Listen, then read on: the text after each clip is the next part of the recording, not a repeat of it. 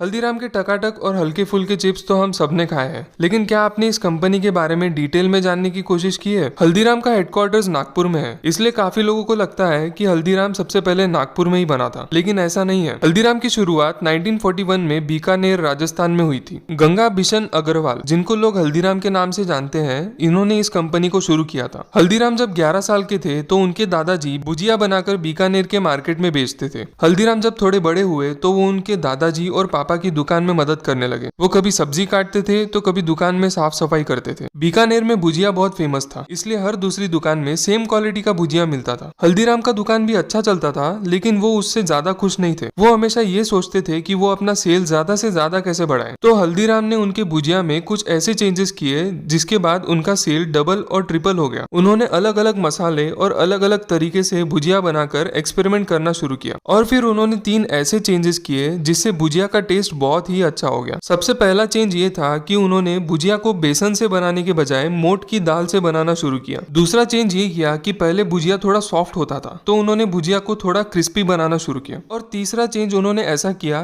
कि ये सुन के आप सोच में पड़ जाओगे। हल्दीराम के दुकान के पास भुजिया के बहुत सारे दुकान थे। उन सब के पास 2 पैसे पर केजी से भुजिया मिलता था। अगर कोई नॉर्मल दुकानदार होता तो सोचता कि अगर मैं बाकियों से कम रेट में भुजिया बेचूं तो सेल ज्यादा होगा, लेकिन हल्दीराम ने बिल्कुल इसका उल्टा किया। उन्होंने भुजिया 2 पैसे पर केजी के बजाय 5 पैसे पर केजी कर दिया। लोग सोचने लगे कि ये बाकियों से महंगा बेच रहा है, तो इसके भुजिया में ऐसा क्या खास है, तो लोग थोड़ा थोड़ा खरीद कर ले जाने लगे। हल्दीराम का भुजिया बाकियों से तो अलग था ही, तो लोगों को वो पसंद आने लगा और वो इतने फेमस हो गए कि पूरे बीकानेर में उनके आउटलेट्स खुल गए, और आज 80 से भी ज्यादा देशों में हल्दीराम का माल बिकता है। दोस्तों, अगर हल्दीराम ने ये चेंजेस नहीं किए होते तो शायद वो हमेशा उनका दुकान ही चलाते रह जाते। हमको भी अगर कुछ बड़ा करना है, अगर बाकियों से अलग दिखना है, तो हमको भी कुछ चेंजेस करने होंगे। अगर रोज एक तरह की जिंदगी जीते रहोगे तो रोज एक तरह के ही रिजल्ट्स मिलते रहेंगे। जब कुछ एक्स्ट्रा ऑर्डिनरी करोगे तो रिजल्ट्स भी एक्स्ट्रा ऑर्डिनरी आएंगे। तुम जो काम करते हो वो तो करते ही रहो, लेकिन थोड़ा टाइम निकालकर अपने ड्रीम के लिए भी दो। धीरे धीरे शुरू करो, एक एक स्टेप लो, और तुमको सक्सेस जरूर मिलेगी।